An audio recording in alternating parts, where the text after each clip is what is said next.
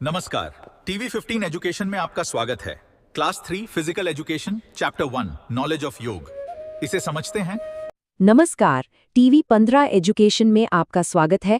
चलिए आज योग के गहरे ज्ञान को समझने की एक कोशिश करते हैं। देखिए, जब हम योग की बात करते हैं तो अक्सर हमारे दिमाग में सिर्फ आसन ही आते हैं, है ना? पर योग इससे कहीं ज्यादा बड़ा है। असल में इसके 8 अंग माने गए हैं जो जीवन जीने की एक पूरी कला सिखाते हैं। आज हम इसकी जो सबसे पहली और सबसे मजबूत नींव है ना, यानी पहले 2 अंग यम और नियम, उन्हीं पर बात करेंगे।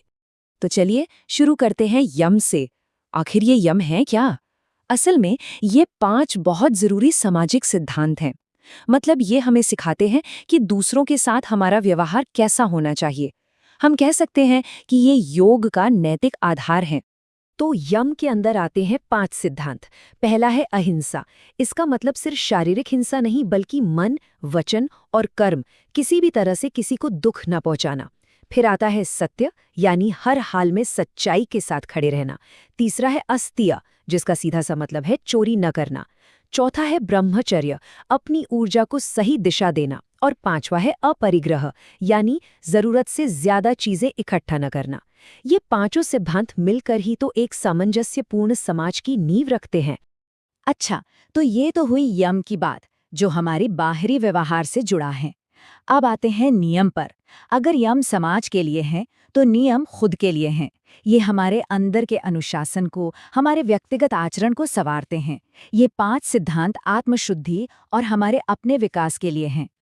तो नियम भी 5 है। सबसे पहला है शौच, यानी सिर्फ शरीर की नहीं, मन की भी साफ सफाई। फिर है संतोष, जो है उसमें खुश रहना, संतुष्ट रहना। इसके बाद आता है तप, एक तरह का आत्म अनुशासन। फिर है स्वाध्याय, यानी खुद का अध्ययन करना, खुद को जानना। और आखिर में ईश्वर प्रणिधान, यानी ईश्वर के प्रति समर्पण का भाव। ये नियम हमें अंदर से मजबूत और शांत बनाने में मदद करते हैं।